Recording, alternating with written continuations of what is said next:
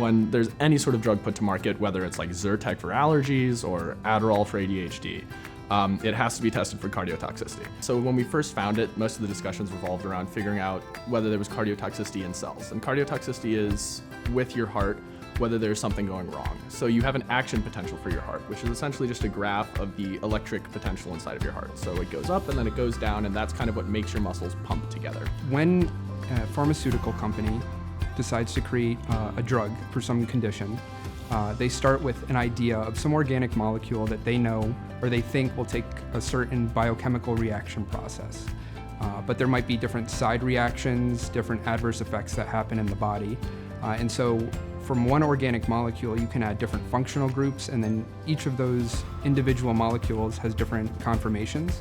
And so you can end up with millions of possibilities for just one treatment, one actual drug.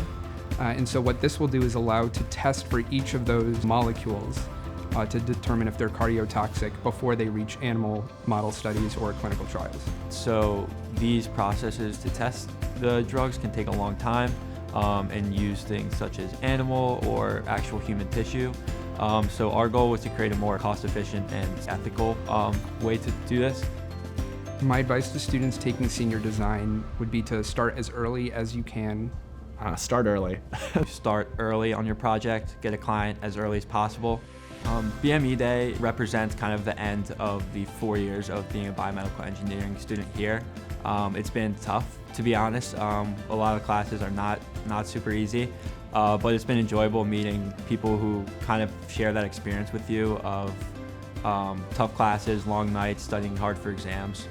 So it's just gonna be kind of a good way to end the semester and kind of showcase what we've all been working on for this year, and then also what we've learned in the past couple of years.